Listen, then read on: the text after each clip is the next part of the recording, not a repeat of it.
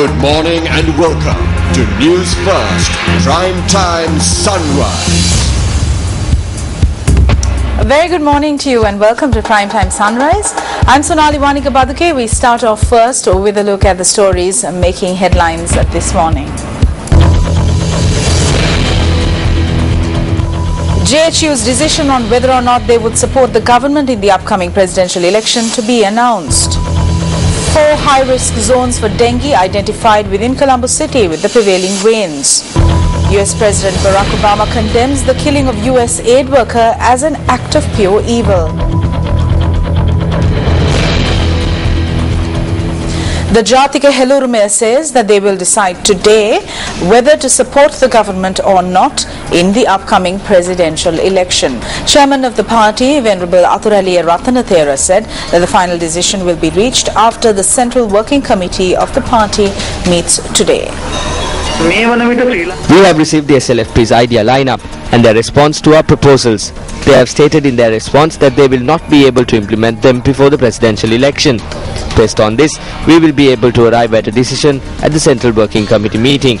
We will be providing SLFP's response to the Central Working Committee. Based on the Central Working Committee's ideas, we will decide whether we will remain in the government or whether we will step out.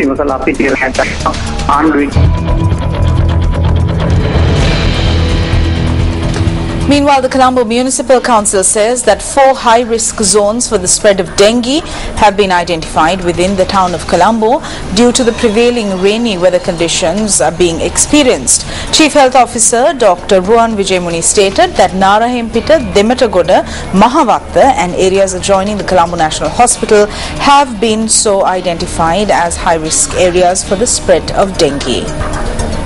There is a high risk of dengue in Colombo due to the prevailing rainy weather conditions. A number of patients have been reported from the areas encompassing Cinnamon Gardens, the National Hospital, and patients have also been reported from Mahavatta, Narahempita and Dematagoda. Steps will be taken to conduct door-to-door inspections in these areas. Dr. Vijayamuni also stated that in the last week alone, 95 dengue patients were identified from within the Colombo city. 95 suspected dengue cases have been reported from the city of Colombo within the last week alone. This is a very high number. What we have identified was that the households are once again having locations that are favorable for the breeding of mosquitoes. Yogurt cups, coconut shells and even the concrete slab could be favorable for mosquito breeding. If the public does not show proper attention to these, dengue could rise once again and could go into an epidemic condition.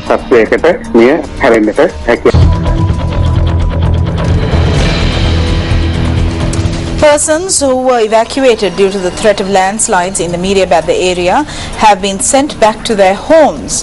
Newsfirst contacted the Assistant Director of the Badulla District Disaster Management Centre, RLAM Udayakumara, in this regard. Steps have been taken for those persons displaced by the landslides to be sheltered. In this regard, the Army is working on a tea factory in the area. We are hoping to complete the construction work of the factory within a day and to house those residents of Mediabadda who were severely affected by the disaster. And a program is underway with the guidance of the District Secretary to build a permanent houses for these persons.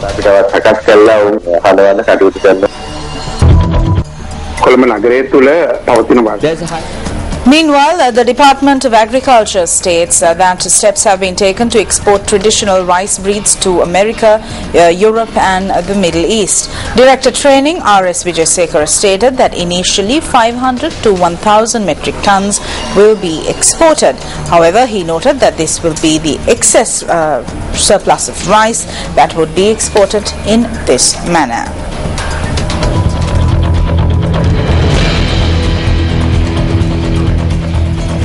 Minister of Irrigation and Water Resources Management Nimal Sirpal de Silva says there are several economic principles embedded in the distribution of motorbikes to state sector employees. The minister made these statements on addressing an event held at the Ministry of Irrigation and Water Resources Management. The event was held to distribute motorbikes to 789 employees of the Mahavali Authority. Minister of Economic Development Basil Rajapaksa attended the event as the chief guest.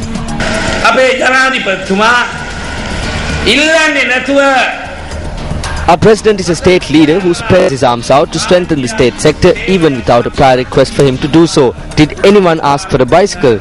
No, but the president thought that through this endeavour matters such as number 1 transportation issues will be solved.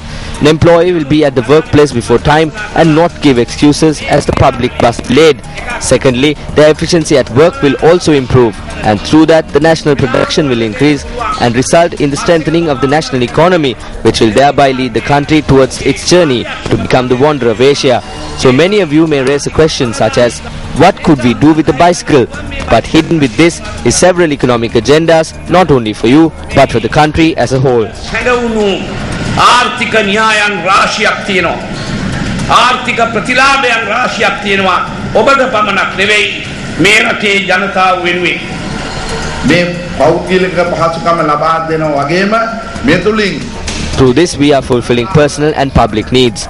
We know very well that through the use of these bicycles the services provided to the public could be strengthened. රාජ්‍ය සංස්ථා අංශයටත් පුහුණු කරයි කියලා අපි හිතනවා. ඒ අනුව අනිත් ශේෂ්ත්‍රවල ඉන්න අයටත් මේ ලැබෙන ඇති කියලා අපි බලාපොරොත්තු වෙනකින් ඔබ සියලු දෙනාටම සුබ අනාගතයක් වේවායි ප්‍රාර්ථනා කරමින් මානනීය.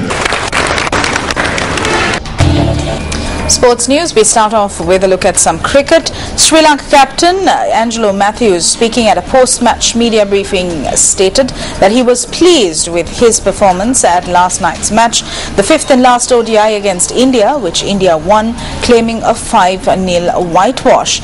Matthews shouldered the responsibility of posting a defendable total almost single-handedly with his 116-ball 139 not out, also his maiden ODI century.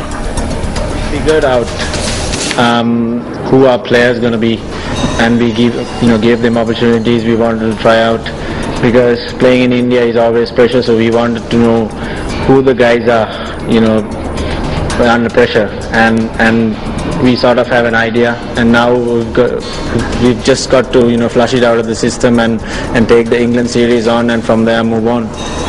Yeah, I mean, would like to see some more batters getting some runs, but as I say, as I always say, who gets in, has to go for a big one on that day, and I'm pretty pleased with the way I batted today. But a lot of positives, the way Thirimanne batted, the way Dilshan batted, and Mahela, because it was not the easiest wickets to bat on.